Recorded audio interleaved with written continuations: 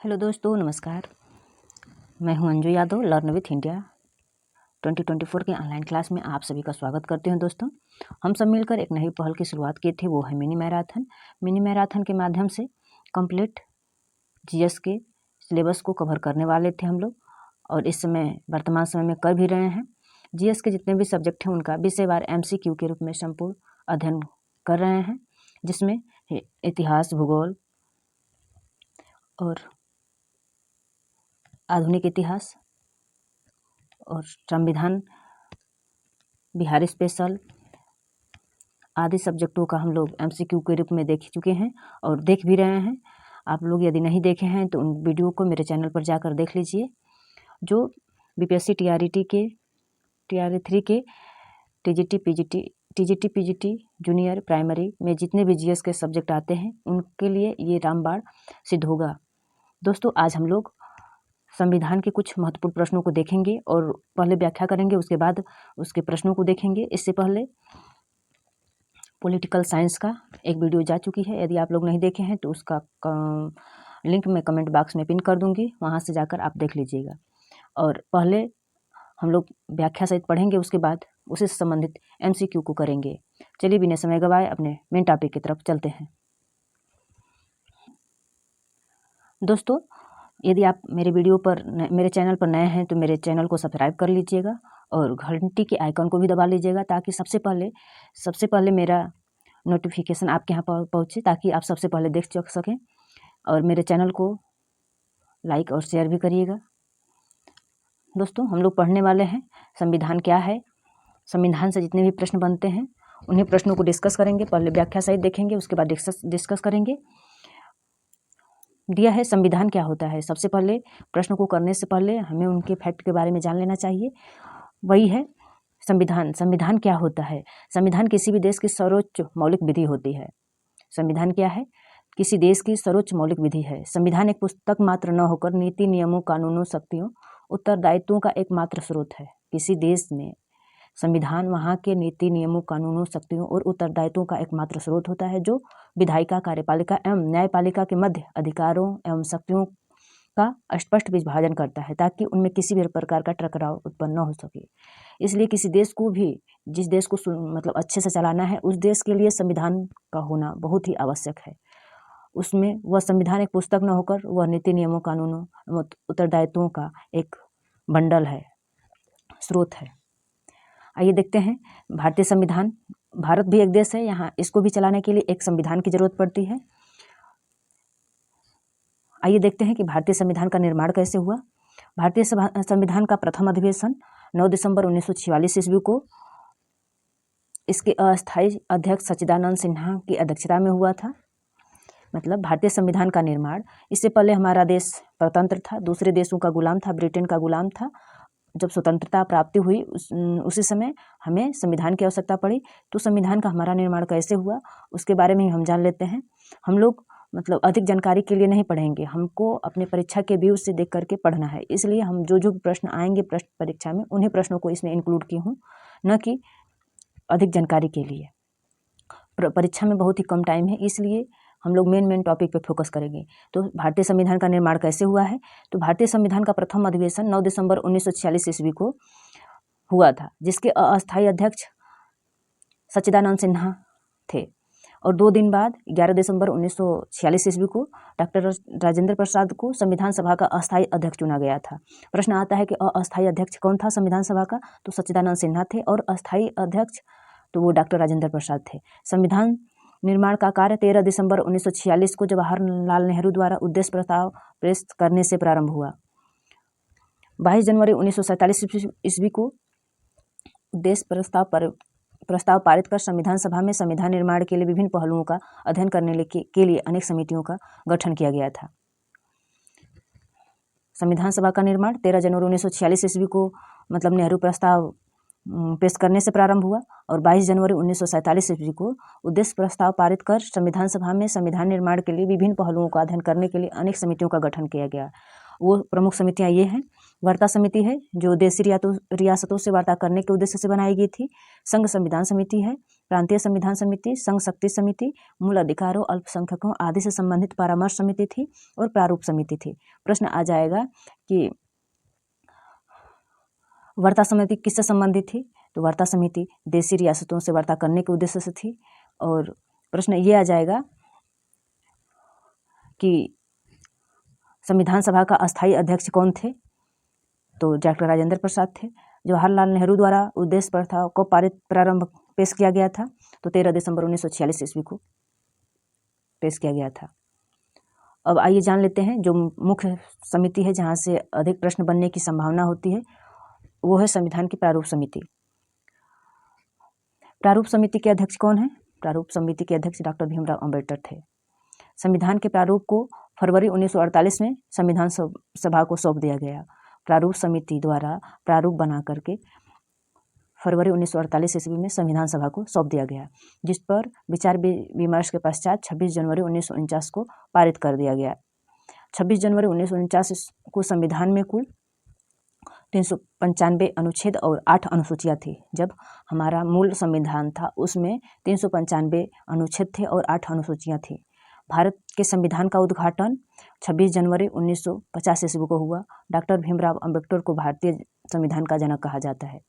प्रश्न आ जाएगा कि भारतीय संविधान का जनक किसे कहा जाता है, तो डॉक्टर भीमराव अंबेडकर को। और मूल संविधान में कितने अनुच्छेद थे, तो 395, और कितना अनुसूचियाँ थी, तो 8 थी। वर्तमान समय में ये 400 से अधिक अनुच्छेद हैं और अनुसूचियाँ लगभग 12 हैं। आइए हम लोग अनुसूचियों के बारे में जान लेते हैं, जो वर्तमान में 12 अनुसूचियाँ हैं। प्रथम अनुसूची में भारतीय संघ के घटक राज्यों 28 राज्यों एवं संघ शासित क्षेत्रों का उल्लेख है। प्रथम अनुसूची में भारत के राज्यों एवं संघ शासित प्रदेशों का उल्लेख है। द्वितीय अनुसूची में भारतीय राज्य व्यवस्था के विभिन्न पदाधिकारियों को प्राप्त होने वाले वेतन भत्ते और पेंशन आदि का उल्लेख किया गया है। तृतीय अनुसूची में इसमें विभिन्न पदाधिकारी द्वारा पद ग्रहण के समय ली जाने वाली शपथ का उल्लेख है। और चौथी अनुसूची में इसमें विभिन्न राज्यों तथा संघीय क्षेत्रों के राज्यसभा में प्रतिनिधित्व का विवरण दिया गया है। पांचवी अनुसूची में इसमें विभिन्न अनुसूचित क्षेत्रों और अनुसूचित जनजातियों के प्रशासन और नियंत्रण के बारे में उल्लेख है। छठी अनुसूची में इसमें असम, मेघालय, त्रिपुरा तथा मिजोरम राज्यों के जनजातीय क्षेत्रों के प्रशासन के बारे में प्रावधान है। सातवीं अनुसूची में इसमें केंद्र एवं राज्यों के बीच शक्तियों के बंटवारे के बारे में दिया गया है। इसके अंतर्गत 3 अनुसूचियां हैं, संघ सूची, राज्य सूची और समवर्ती सूची। सातवीं सूची में केंद्र और राज्य के बीच शक्तियों के बंटवारे के बारे में दिया गया है और ये बंटवारा 3 सूचियों के माध्यम से किया गया है, संघ सूची, राज्य सूची और समवर्ती सूची। यहाँ से भी प्रश्न बनता है, कोई दे देगा कि परमाणु ऊर्जा किस सूची का विषय है, टेलीफोन किस विषय का सूची है, और संघ सूची में कितने विषय आते हैं, राज्य सूची में कितने विषय आते हैं। आइए उसको देख लेते हैं। संघ सूची में दिए गए विषय पर केंद्र सरकार कानून बनाती है। संघ सूची का जो विषय है उस पर कानून केंद्र सरकार बनाती है। संविधान लागू होने के समय 97 विषय थे और वर्तमान में संघ सूची में 98 विषय हैं, जिसमें से कुछ महत्वपूर्ण हैं, जैसे रक्षा, विदेशी मामले, मुद्रा, रेलवे, आयुध, परमाणु ऊर्जा, पासपोर्ट, वीजा, राष्ट्रीय राजमार्ग, बंदरगाह, डाकतार, टेलीफोन, डाकघर, जनगणना, निगम कर, समाचार पत्रों के क्रय विक्रय तथा उनके विज्ञापनों पर कर आदि। संघ सूची में ये सब आते हैं।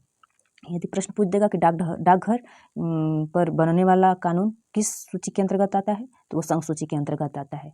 संघ सूची में 97 विषय थे जब संविधान बना था तो, और वर्तमान में 98 विषय हैं। राज्य सूची को देख लेते हैं। इस सूची में दिए गए विषय पर राज्य सरकार कानून बनाती है और संघ सूची में मतलब जो विषय दिए गए हैं उस पर केंद्र सरकार कानून बनाती है। राष्ट्र हित से संबंधित होने पर केंद्र सरकार भी बना सकती है। राज्य सूची में मतलब जो है विषय अधिकांशतः राज्य सरकार बनाती है, लेकिन राष्ट्र हित से संबंधित होने पर केंद्र सरकार भी कानून बना सकती है। संविधान के लागू होने के समय इसके अंतर्गत 66 विषय थे, वर्तमान में 62 विषय हैं। जैसे एग्जाम्पल देख लीजिए कौन कौन है राज्य सूची के अंतर्गत: कानून व्यवस्था, पुलिस, स्थानीय शासन, लोक स्वास्थ्य और स्वच्छता, अस्पताल, शव अंतिम क्रिया व कब्रिस्तान, बाजार, मेले, कृषि, आयकर, भूमि व भवन कर आदि राज्य सूची के अंतर्गत आते हैं। अब देखते हैं समवर्ती सूची के अंतर्गत कौन कौन आते हैं। समवर्ती सूची के अंतर्गत दिए गए विषय पर केंद्र और राज्य दोनों कानून बना सकते हैं। जो समवर्ती सूची के अंतर्गत आता है विषय, उस पर केंद्र और राज्य दोनों कानून बना सकते हैं। संविधान के लागू होने के समय समवर्ती सूची में 47 विषय थे और वर्तमान समय में 52 विषय हैं। समवर्ती सूची में कौन कौन आता है? दंड विधि, विवाह व विवाह विच्छेद, वन शिक्षा, विधि वृत्ति, चिकित्सा वृत्ति, जनसंख्या नियंत्रण एवं परिवार नियोजन, संपत्ति का अर्जन एवं अधिग्रहण, जन्म और मृत्यु का पंजीकरण, विद्युत बाट और माप आदि समवर्ती सूची के विषय हैं। अब आगे देख लेते हैं 8वीं अनुसूची में क्या है। इसमें भारत की 22 भाषाओं का उल्लेख किया गया है। प्रश्न बनता है कि 8वीं अनुसूची में किसका उल्लेख किया गया है? भारत की 22 भाषाओं का उल्लेख किया गया है, जिसमें से जो है असमिया है पहला, दूसरा बांग्ला, गुजराती, हिंदी, कन्नड़, काश्मीरी, कोंकणी, मलयालम, मणिपुरी, मराठी, नेपाली, उड़िया, पंजाब, संस्कृत, सिंधी, तमिल, तेलुगु, बोडो, उर्दू, मैथिली, संथाली, डोगरी हैं। जो 8वीं अनुसूची में 22 भाषाओं का उल्लेख किया गया है वो यही सब हैं: असमिया, बंगला, गुजराती, हिंदी, कन्नड़, काश्मीरी, कोंकणी, मलयालम, मणिपुरी, मराठी, नेपाली, उड़िया, पंजाबी, संस्कृत, सिंधी, तमिल, तेलुगु, बोडो, उर्दू, मैथिली, संथाली, डोगरी। तो इसी में से यदि प्रश्न बनाना चाहेगा तो 4 ऑप्शन में से 3 ऑप्शन में इन्हीं भाषाओं को दे देगा और एक अलग से दे देगा, जिसमें से पूछ देगा कि 8वीं अनुसूची में सम्मिलित भाषा नहीं है। तो यदि आप लोग 22 भाषाओं को देखे रहेंगे तो आसानी से उसका उत्तर दे देंगे। अगला अनुसूची है 9वीं अनुसूची। संविधान में यह अनुसूची प्रथम संविधान संशोधन अधिनियम 1991 द्वारा जोड़ी गई थी। इसके अंतर्गत राज्य द्वारा संपत्ति के अधिग्रहण की विधि का उल्लेख किया गया है। इससे पहले मैं बताई हूँ कि मूल संविधान में 395 अनुच्छेद थे और 8 अनुसूचियाँ थे। अब यहाँ पे 9वीं जो 4 अनुसूचियाँ हैं ये संविधान संशोधन द्वारा उनमें जोड़ी गई हैं। तो 9वीं अनुसूची प्रथम संविधान संशोधन द्वारा जोड़ी गई है। 9वीं अनुसूची किस संविधान संशोधन द्वारा जोड़ी गई है? प्रथम। इसके अंतर्गत राज्य द्वारा संपत्ति के अधिग्रहण की विधि का उल्लेख है। 10वीं अनुसूची को देख लेते हैं। यह संविधान के 92वें संशोधन 1985 द्वारा जोड़ी गई है। इसमें दल बदल से संबंधित प्रावधानों का उल्लेख है। 10वीं अनुसूची संविधान के 52वें संविधान संशोधन 1985 द्वारा जोड़ी गई है। इसमें दल बदल से संबंधित प्रावधानों का उल्लेख है। 11वीं अनुसूची के बारे में देख लेते हैं। यह अनुसूची संविधान के 73वें संवैधानिक संशोधन द्वारा जोड़ी गई है। इसमें पंचायती राज संस्थाओं को कार्य करने के लिए 19 विषय प्रदान किए गए हैं। 12वीं अनुसूची यह अनुसूची संविधान के 74वें संवैधानिक संशोधन 1993 द्वारा जोड़ी गई है। इसमें शहरी क्षेत्र के स्थानीय स्वशासन संस्थाओं को कार्य करने के लिए 18 विषय दिए गए हैं। इस तरह 12 अनुसूचियों को हम देख लिए। अब आइए आगे देख लेते हैं। प्रस्तावना के बारे में जान जाते हैं। संविधान में एक प्रस्तावना दिया गया है। संविधान शुरू होने से पहले उसके एक पृष्ठ पर प्रस्तावना दिया गया है और प्रस्तावना से भी हमारे परीक्षाओं में प्रश्न बनते हैं। इस प्रस्तावना को हम लोग 1 से 2 बार देख लेंगे। इससे पहले मैं जो वीडियो डाली हूँ उसमें भी मैं प्रस्तावना को दिखाई हूँ। मैं जब तक पॉलिटिकल साइंस का क्लास लूँगी तब तक हर वीडियो में इसको दिखाने की कोशिश करूँगी। आप उससे उबिएगा नहीं, क्योंकि जितनी बार देखेंगे उतना ही आपको याद होगा, जिससे प्रस्तावना से जितने भी प्रश्न बनते हैं वो गलत होने की संभावना कम हो जाएगी। उस वीडियो में मैं बोली थी कि मैं एक बार और प्रस्तावना को बताऊँगी, लेकिन नहीं बता पाई थी। उसके लिए मैं माफ़ी चाहूँगी और इसमें मैं बता रही हूँ। दिया है, हम भारत के लोग भारत को एक संपूर्ण प्रभुत्व संपन्न समाजवादी पंथनिरपेक्ष लोकतंत्रात्मक गणराज्य बनाने के लिए उसके समस्त नागरिकों को सामाजिक, आर्थिक, राजनीतिक न्याय, विचार, अभिव्यक्ति, विश्वास, धर्म और उपासना की स्वतंत्रता, प्रतिष्ठा और अवसर की क्षमता प्राप्त करने के लिए तथा उन सब में व्यक्ति की गरिमा और एकता की राष्ट्र की एकता और अखंडता सुनिश्चित कराने वाली बंधुता बढ़ाने के लिए दृढ़ संकल्प होकर अपने इस संविधान सभा में आज दिनांक 26 नवंबर 1949 ईस्वी मिति मार्गशीर्ष शुक्ल सप्तमी संवत 2006 विक्रमी को एदत्त द्वारा इस संविधान को अंगीकृत, अधिनियमित और आत्मार्पित करते हैं। एक बार और देख लेते हैं। इससे प्रश्न बनते हैं परीक्षाओं में, इसीलिए मैं 1 से 2 बार दिखा दे रही हूँ। एक बार और ध्यान से देखिएगा। हम भारत के लोग भारत को एक संपूर्ण प्रभुत्व संपन्न समाजवादी पंथनिरपेक्ष लोकतंत्रात्मक गणराज्य बनाने के लिए उसके समस्त नागरिकों को सामाजिक, आर्थिक, राजनीतिक न्याय, विचार, अभिव्यक्ति, विश्वास, धर्म और ऊर्जा की स्वतंत्रता, प्रतिष्ठा और अवसर की क्षमता प्राप्त करने के लिए तथा उन सब में व्यक्ति की गरिमा और राष्ट्र की एकता और अखंडता सुनिश्चित करने वाली बंधुता बढ़ाने के लिए दृढ़ संकल्प होकर अपने इस संविधान सभा में आज दिनांक 26 नवंबर 1949 मिति मार्गशीर्ष शुक्ल सप्तमी संवत 2006 विक्रमी को एतद द्वारा इस संविधान को अंगीकृत, अधिनियमित और आत्मार्पित करते हैं। अब इसमें कुछ दिया गया है मोस्ट इम्पॉर्टेंट, उसको देख लेते हैं। 42वें संविधान संशोधन द्वारा उद्देशिका में समाजवादी, पंथ निरपेक्ष और अखंडता शब्द को जोड़ा गया है। प्रस्तावना में 42वें संविधान संशोधन द्वारा उद्देशिका या प्रस्तावना उसी को कहा जाता है, में समाजवादी, पंथ निरपेक्ष और अखंडता शब्द को जोड़ा गया है। यदि प्रश्न में आ जाएगा कि संविधान के उद्देशिका या प्रस्तावना में समाजवादी, पंथ निरपेक्ष और अखंडता किस संविधान संशोधन द्वारा जोड़ा गया है, तो आंसर होगा 42वें संविधान संशोधन द्वारा। संपूर्ण प्रभुत्व संपन्न से तात्पर्य है, जो हम लोग ऊपर पढ़े हैं, तो संपूर्ण प्रभुत्व संपन्न से उससे तात्पर्य है कि संविधान के परिवर्तन के पश्चात भारत में बाह्य शक्ति द्वारा नियंत्रित नहीं होगा। मतलब कुछ भी हो जाए, भारत बाह्य शक्ति द्वारा नियंत्रित नहीं होगा।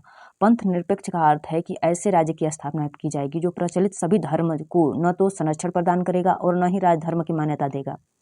पंथ निरपेक्ष का मतलब होता है ऐसे राज्य की स्थापना की जाएगी जहाँ पर प्रचलित धर्म को न तो संरक्षण प्रदान करेगा और न ही राजधर्म की मान्यता दी जाएगी।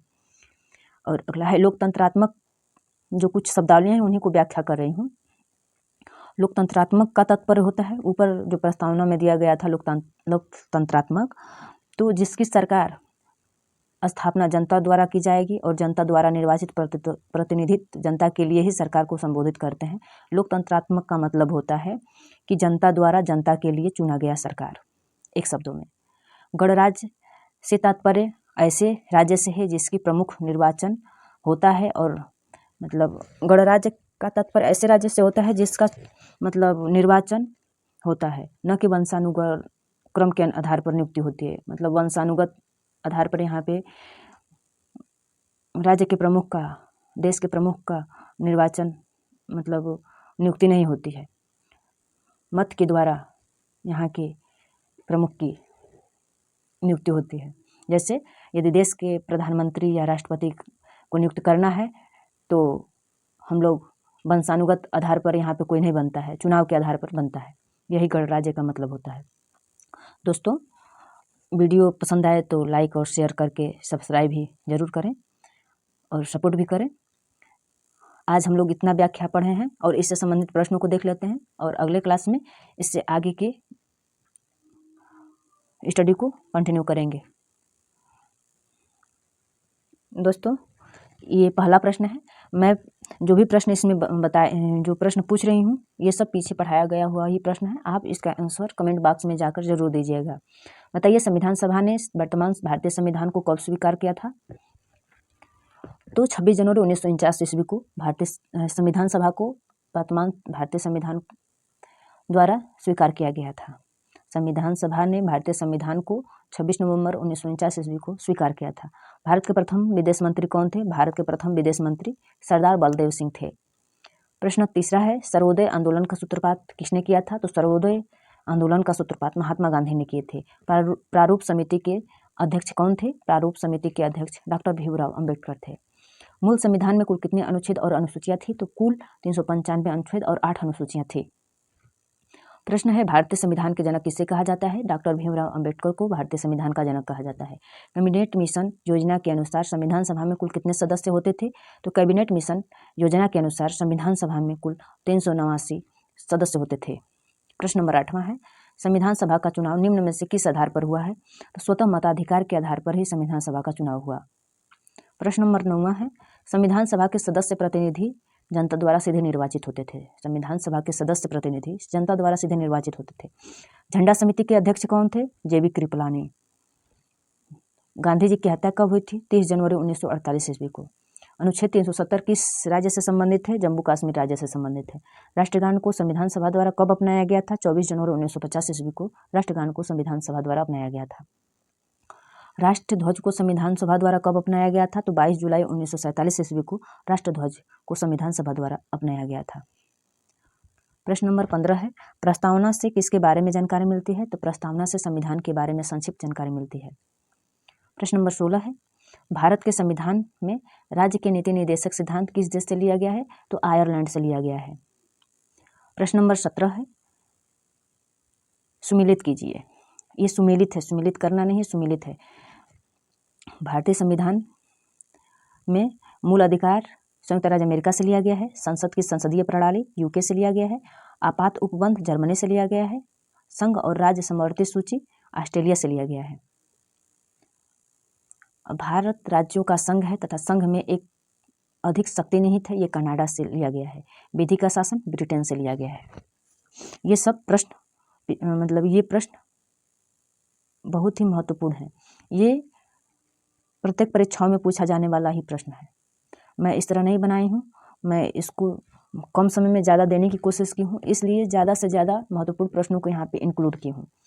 कुछ व्याख्या करके टॉपिक को कवर की हूँ और कुछ प्रश्नों के माध्यम से टॉपिक को कवर करने की कोशिश करी हूँ। आप लोग ईमानदारी से इस सेशन को देखिए और ईमानदारी से लाइक, शेयर और सब्सक्राइब भी कर लीजिए, ताकि मुझे मोटिवेशन मिले, ताकि अच्छा से अच्छा वीडियो, अच्छा से अच्छा कंटेंट आपको प्रोवाइड कर सकूँ। प्रश्न नंबर 18 है, प्रस्तावना से हमें जानकारी मिलती है। किसके बारे में जानकारी मिलती है? संविधान के बारे में संक्षिप्त जानकारी मिलती है प्रस्तावना से। भारतीय संविधान की प्रस्तावना में धर्मनिरपेक्ष शब्द किस संशोधन द्वारा जोड़ा गया है? 42वें संविधान संशोधन द्वारा जोड़ा गया है। प्रश्न नंबर 20 है, भारत में गणराज्य मुख्य रूप से इसलिए माना जाता है क्योंकि राज्याध्यक्ष का चुनाव होता है। गणराज्य, भारत में गणराज्य, भारत को एक गणराज्य मुख्य रूप से इसलिए माना जाता है क्योंकि यहाँ पे राज्याध्यक्ष का चुनाव होता है। राज्याध्यक्ष का मतलब देश के मुखिया का। प्रश्न नंबर 22 है, भारतीय संविधान के किस भाग को उसकी आत्मा की संज्ञा दी गई है? तो भारतीय संविधान के प्रस्तावनाओं को उसकी आत्मा की संज्ञा दी गई है। भारत एक गणतंत्र है, इसका अर्थ है भारत में वंशानुगत शासन नहीं चलता। यहाँ चुनाव के माध्यम से ही देश के चुना जाता है। तो भारत एक गणतंत्र है, इसलिए यहाँ पे वंशानुगत शासन नहीं चलता। प्रश्न नंबर 25 है, भारतीय संविधान में समानता का अधिकार 5 अनुच्छेद से प्रदान किया गया है, वह कौन सा है? भारतीय संविधान में समानता का अधिकार 5 अनुच्छेद में प्रदान किया गया है। वो अनुच्छेद हैं 14 से 18 तक। केंद्र राज्य संबंधी किस सूची में स्थित है? केंद्र और राज्य संबंध किस सूची में है? 7वीं अनुसूची में स्थित है। प्रश्न नंबर 12 है, भारतीय संविधान की 8वीं अनुसूची में कितनी भाषाएं को मान्यता दी गई है? 22 भाषाओं को मान्यता दी गई है। भारतीय संविधान कौन सी नागरिकता प्रदान करता है? भारतीय संविधान एकल नागरिकता प्रदान करता है। नागरिकों के मूल अधिकारों की सूची भारतीय संविधान के किस अनुच्छेद में है? 51A में है। भारतीय संविधान ने भारत को किस प्रकार वर्णित किया है? एक राज्यों का संघ है। भारतीय संविधान ने भारत को कहा है कि एक राज्यों का संघ है। दोस्तों, आज के लिए इतना ही और बाकी अगले सेशन में आएगा। यदि दोस्तों मेरे वीडियो में कुछ त्रुटि रह गई होगी, कुछ कमियां रह गई होंगी, तो उसको क्षमा करने का कष्ट करिएगा। और जो आपको लगे कि मुझे बताना चाहिए तो कमेंट के माध्यम से ज़रूर बताइएगा। मेरी कमियों को आपको बताने के लिए आमंत्रण है, आप ज़रूर से ज़रूर बताइएगा, ताकि अगले वीडियो में उस कमी को सुधार सकूँ। दोस्तों, यदि मेरा सेशन पसंद आए तो लाइक शेयर ज़रूर करें, और यदि नए वीडियो पर नए हैं तो सब्सक्राइब ज़रूर करें। पूरा वीडियो देखने के लिए धन्यवाद।